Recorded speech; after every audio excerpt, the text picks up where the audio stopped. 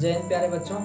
आज हम लोग बात करेंगे क्लास 10th का मैथ का जो चौथा लेसन है द्विघात समीकरण उसके बारे में।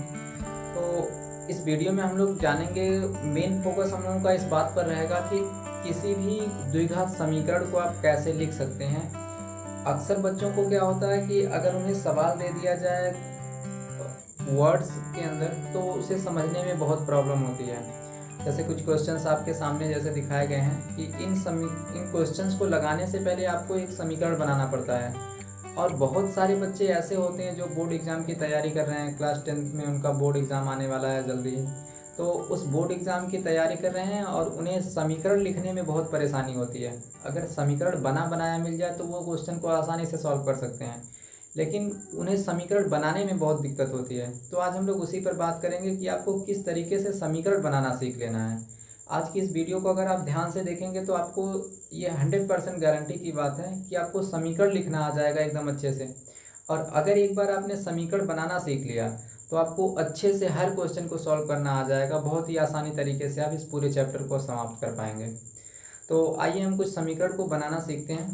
सबसे पहला जो है, समीकरण को बनाने के लिए आपको कुछ चीज़ों को ध्यान में रखना होता है। जैसे अगर कहीं पर भी कम की बात की जाती है तो जब आप समीकरण बना रहे होंगे तो कम का मतलब है कि उसमें माइनस करना होगा, कहीं ना कहीं माइनस वाली चीज़ें आएंगी, आपको किसी न किसी चीज़ को घटाने वाली बात की जाएगी।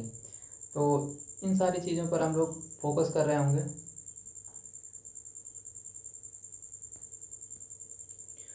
दूसरा चीज़ है, अगर कहीं पे अधिक की बात आ रही है तो अधिक का मतलब होता है आपको उसमें जोड़ना पड़ेगा। जैसे एक एग्जांपल हम मान लीजिए छोटा सा ले लेते हैं कि अगर कह दिया गया कि राम की उम्र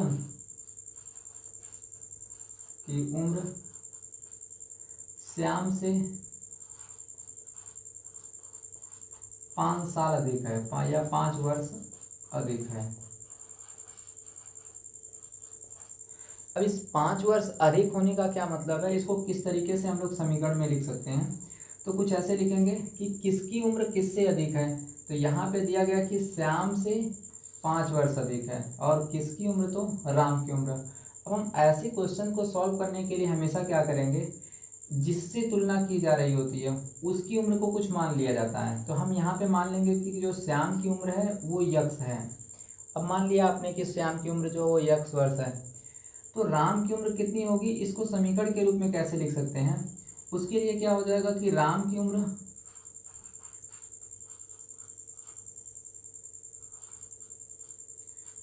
बराबर हो जाएगी, यहाँ पे बोला कि राम की उम्र श्याम से 5 साल अधिक है, तो श्याम की उम्र तो हमने यक्स माना है तो यक्स हो गया।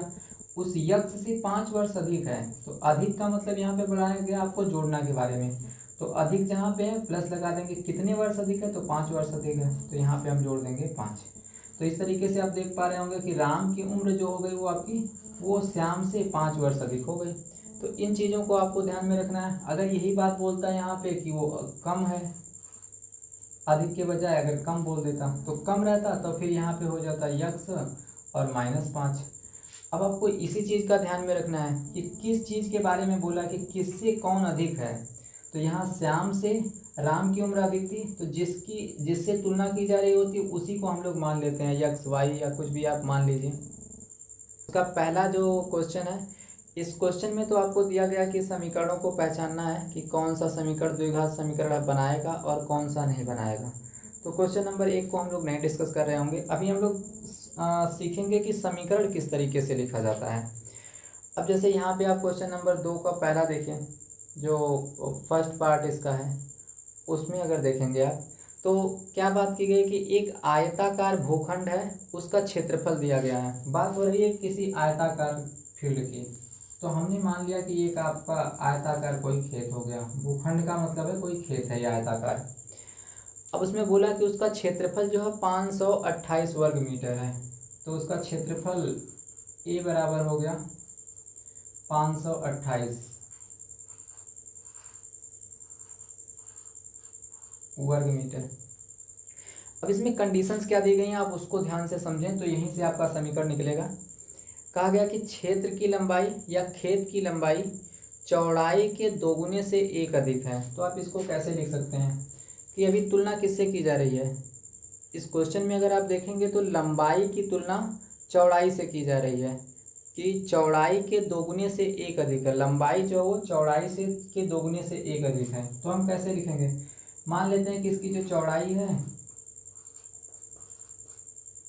है वो यक्स है। तो जब चौड़ाई यक्स हो गई तो लंबाई कितनी होगी, वो बोल क्या रहा है, वो बोला कि जो लंबाई है उसकी चौड़ाई के दो गुने से एक अधिक है। तो चौड़ाई हमने मान लिया यक्स इसके दो गुने, तो दो गुने का मतलब है इसमें हमको 2 से गुणा करवा देना है, और दो गुने से भी एक अधिक है। इसमें बोला गया है कि एक अधिक दिया हुआ है, तो एक अधिक का मतलब है आपको एक जोड़ देना है। तो इस तरीके से आपको समीकरण बनेंगे। अब आप इसको देख सकते हैं। सबसे पहले क्वेश्चन लगाते समय आप जब आंसर उसका लिख रहे होंगे तो सबसे पहले मानिएगा कि माना खेत की चौड़ाई यक्स मीटर है। अब जब चौड़ाई को हमने मान लिया यक्स मीटर, इसलिए लंबाई हमारी क्या हो जाएगी, अतः लंबाई बराबर, लंबाई को क्या बोल दिया जाएगा कि उसके दोगुने से एक अधिक है चौड़ाई की। तो चौड़ाई थी हमारी यक्स का दो गुना, तो दो गुना का मतलब 2 से गुणा, और उससे एक अधिक है तो एक अधिक के लिए हमारा हो जाएगा 1 प्लस। ये यहाँ से एक आपको चीज मिल गई, लंबाई इतनी आ गई आपकी है ये पूरा, और चौड़ाई आपकी यक्स आ गई है। अब इसमें जो पहला चीज बोला था कि भूखंड का जो क्षेत्रफल है, ये क्षेत्रफल वाला एरिया जो दिया गया आपको कि 528 स्क्वायर मीटर है। अब क्षेत्रफल उसका दिया था 528 वर्ग मीटर। अब आपको पता होगा कि किसी भी आयत का जो क्षेत्रफल होता है वो क्षेत्रफल बराबर होता है एरिया बराबर लंबाई गुणे चौड़ाई। यानी क्षेत्रफल का ये फार्मूला है आयत के कि लंबाई गुणे चौड़ाई होता है। तो हम लोग क्या कर सकते हैं, क्षेत्रफल की जगह पे लिख सकते हैं लंबाई गुणे चौड़ाई।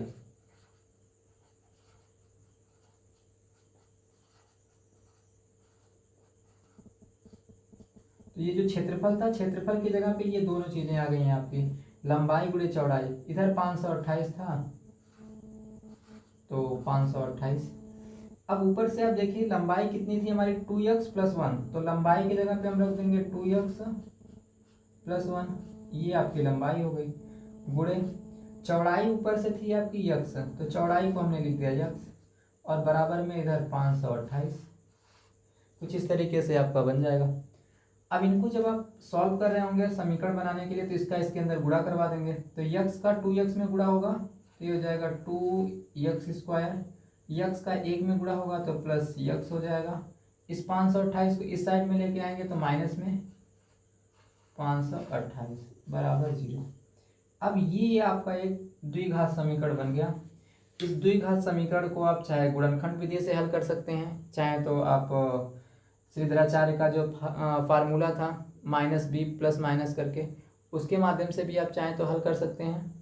तो इन सारी विधियों का यूज करके आप किसी भी विधि से इसको हल कर सकते हैं। हम लोग इस वीडियो में मेन जो फोकस करेंगे वो इस बात पर करेंगे कि द्विघात समीकरण आपको बनाना आ जाए, समीकरण को आपको लिखना आ जाए। कोई भी अगर आपको दे दिया गया है मान लीजिए फार्मूला टाइप, तो उससे आपको किस तरीके से शब्दों में अगर क्वेश्चन दिया गया तो उसको किस तरीके से समझना है, इसे इसमें समझाया जाएगा आपको इस वीडियो में। तो काम बहुत ही आसान था, आप जैसा कि देख सकते हैं।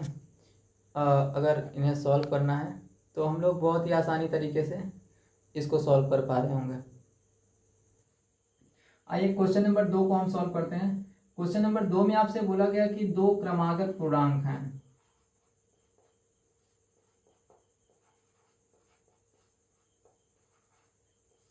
क्रमागत पूर्णांक के बारे में। अब क्रमागत पूर्णांक का क्या मतलब होता है कि जैसे मान लीजिए कोई एक पूर्णांक दिया गया आपको 5, तो 5 के बाद अगला उसके क्रम में कौन सा पूर्णांक आएगा, तो 5 के बाद आता है वो 6। अब 6 आया कैसे होगा, तो 5 में अगर हम 1 जोड़ेंगे तो अगला उसका पूर्णांक जो आ जाता है वो 6 आ जाता है। तो इसलिए हम लोग क्या करेंगे, एक पूर्णांक को मान लेंगे कि कोई एक पूर्णांक है यक्स, तो दूसरा पूर्णांक जो हो जाएगा उसमें यक्स + 1 हो जाएगा। तो इस तरीके से आप क्रमागत पूर्णांक जब भी पूछा जाता है, क्रमागत की बात करते हैं तो उसमें 1 जोड़ने से आ जाएगा संख्या अगली। तो क्रमागत मान लेते हैं कि माना जो फर्स्ट क्रमागत पूर्णांक है वो आपका यक्स है। अब जब फर्स्ट वाला यक्स हो गया, अतः जो सेकंड हो जाएगा वो क्रमागत पूर्णांक आपका यक्स प्लस वन हो जाएगा। यानी कि दो क्रमागत पूर्णांक के बारे में बोला था, तो पहले को जब हम यक्स मानेंगे तो दूसरा यक्स प्लस वन हो जाएगा। अब क्वेश्चन में क्या बोला गया है कि अकॉर्डिंग टू क्वेश्चन आपको दिया गया है कि दोनों क्रमागत पूर्णांकों का गुणनफल, यानी इसका गुणनफल क्या दिया गया है, गुणनफल बराबर है 306। तो गुणनफल क्या हो जाएगा, पहला संख्या यक्स और गुणे दूसरी वाली जो संख्या थी यक्स प्लस वन थी, इन दोनों को गुणा करने पे आ जाएगा 306। तो इनको गुणा करवा दीजिए, यक्स और यक्स का गुणा होगा तो यक्स स्क्वायर प्लस यक्स का एक में गुणा होगा तो यक्स हो जाएगा बराबर 306। इसको इधर लेके आ जाएंगे तो ये हो जाएगा x square plus x minus 306 बराबर 0। अब ये दूसरा आपका पूर्णांक जो है द्विघात समीकरण बन गया। तो आप देख रहे हो बहुत ही आसानी तरीके से हम लोग खाली क्रमागत पूर्णांक को अगर आप जानते रहें कि क्रमागत पूर्णांक कैसे आती है, तो क्रमागत पूर्णांक का मतलब है एक संख्या यक्स है तो उसकी अगली जो क्रमागत पूर्णांक होगी वो यक्स में एक जोड़ने से आती है। तो यक्स पहले क्रमागत पूर्णांक हो गई तो दूसरी वाली जो उसकी अगली वाली संख्या रहेगी वो यक्स प्लस वन होगी।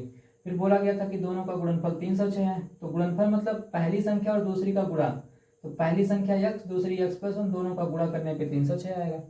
अब इसका हमने गुणा करवा दिया है तो यक्स का यक्स में गुणा हुआ यक्स स्क्वायर, यक्स का एक में हो गया तो यक्स हो गया। अब 306 को साइड चेंज करके लेके आ गए हैं तो ये माइनस में हो जाएगा। तो ये आपका सवाल पूरा बन चुका है। तो ये दूसरा क्वेश्चन था। अगला बात करते हैं क्वेश्चन नंबर 2 का। ही जो क्वेश्चन तीसरा पार्ट है उसमें देख लेते हैं।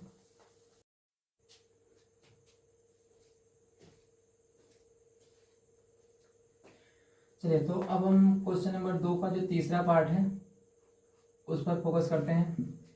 तीसरे क्वेश्चन में ये बोला गया आपसे कि रोहन है और उसकी माँ है, और बोला गया कि रोहन से उसकी माँ जो है वो 26 साल बड़ी हैं। तो जब जिससे तुलना की गई रहती है हम हमेशा उसी की उम्र को मानेंगे। तो जैसे इसमें क्या कहा गया कि रोहन की माँ बड़ी है रोहन से, तो हम क्या करेंगे, रोहन से तुलना की गई है रोहन के माँ की, तो हम रोहन की उम्र को मान लेंगे। तो सबसे पहले माना रोहन की वर्तमान आयु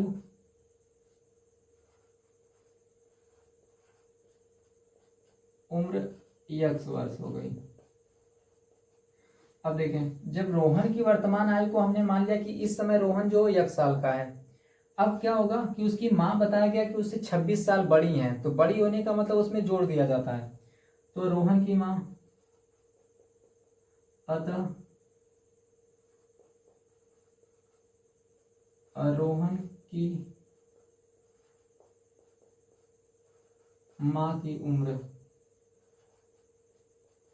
क्या हो जाएगी, बोला गया क्वेश्चन में कि उनकी उम्र 26 साल बड़ी है। किससे 26 साल, तो रोहन से। तो रोहन की उम्र और उससे 26 बड़ी है, तो 26 बड़ी है मतलब प्लस 26 कर देंगे, इतने वर्ष हो जाएंगे। अब अगला जो टॉपिक आपको दिया गया कि आज से 3 साल बाद की बात कर रहे हैं ये लोग, तो अब से 3 साल बाद यानी कि अब से 3 वर्ष बाद, तो 3 वर्ष बाद क्या हो जाएगा, रोहन भाई अब इस समय 1 साल का, तो 3 साल बाद उसी में जुड़ जाएगा 3 वर्ष, तो रोहन हो जाएगा, रोहन की उम्र वो हो जाएगी यक्स प्लस 3 वर्ष। और उसकी माँ की उम्र इतनी थी लेकिन उनकी भी उम्र 3 साल बढ़ जाएगी, तो रोहन की माँ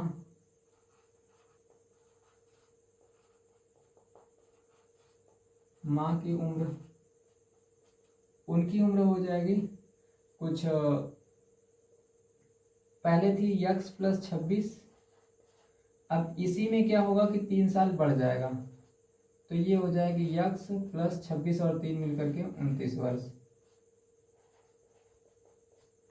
तो रोहन की माँ की उम्र हो गई। अब आपका क्वेश्चन क्या बोल रहा था कि अकॉर्डिंग टू क्वेश्चन, आपका क्वेश्चन में ये कहा गया कि दोनों का गुणनफल जो है वो 360 है। तो इनकी रोहन की उम्र हो चुकी है यक्स प्लस 3 और इनकी माँ की उम्र हो चुकी है यक्स प्लस 29, और दोनों का गुणा करने पे क्या आया, वो है 360। अब आप इनका गुणा करवा दीजिए और बन जाएगा समीकरण। तो यक्स का यक्स में गुणा होगा तो यक्स स्क्वायर, यक्स का 29 में गुणा होगा तो 29 यक्स, फिर 3 का गुणा हो जाएगा 3 में तो 3 यक्स, और 3 का 29 में गुणा हो जाएगा तो 3 9 27, और 3 दूना 6 और 2 8, और ये बराबर में 360। अब इनको जोड़ लेंगे तो यक्स स्क्वायर 29 और 3 मिलकर के ये हो जाएगा 32 यक्स प्लस, ये प्लस में इधर आ जाएगा तो माइनस में हो जाएगा, तो आ जाएगा ये कुल मिला करके 87 माइनस 360 बराबर 0। इसको घटा लेते हैं तो x square plus 32 x minus में ये आ जाएगा 10 में से 7 घटेगा तो 3, इधर बचेगा 5, इससे हासिल ले लेंगे तो 15, 15 में से 8 जाएगा तो 7, और यहाँ से बचेगा 2 तो 273 बराबर 0। इस तरीके से आपका समीकरण नंबर जो तीसरा क्वेश्चन था सेकंड वाले का वो कंप्लीट हो जाता है आपका। तो देख रहे हैं बहुत ही आसान तरीके से आपको क्या कर लेना है, जब उम्र वाला क्वेश्चन आता है तो सबसे पहले आपको उम्र को मान लेना है, वर्तमान उम्र को, जिससे तुलना की जा रही है उसकी वर्तमान उम्र। तो इसमें रोहन की उम्र से तुलना की जा रही थी उसकी माँ की उम्र की, तो रोहन को हमने मान लिया कि वर्तमान में रोहन जो 1 साल का है, जब रोहन 1 साल का है तो उसकी माँ उनसे 26 साल अधिक है, मतलब कि यक्स में 26 साल जोड़ देंगे। अब बोला गया था कि अब से 3 साल बाद, तो जब 3 साल बाद होगा तो उसकी माँ की भी उम्र बढ़ जाएगी 3 साल और रोहन की भी उम्र बढ़ जाएगी। तो रोहन की उम्र बढ़ गई 3 साल तो यक्स प्लस 3 वर्ष हो गया, और रोहन की माँ की उम्र भी बढ़ गई 3 साल तो 26 में भी 3 जोड़ जाएगा तो यक्स प्लस 29 हो जाएगा। फिर क्वेश्चन में बोला कि दोनों का गुणनफल, तो दोनों का हमने गुणा कर दिया और वो 360 आ गया। अब इनको सॉल्व करके एक समीकरण बना दिया है। ये द्विघात समीकरण बन चुका है, इसे आप किसी भी विधि से हल करके उसका आंसर निकाल सकते हैं कि रोहन कितने साल का होगा और उसकी माँ कितने साल की होगी। अब बात आती है अगले क्वेश्चन की, जो क्वेश्चन नंबर 2 है उसका अगला टॉपिक है चौथा पार्ट।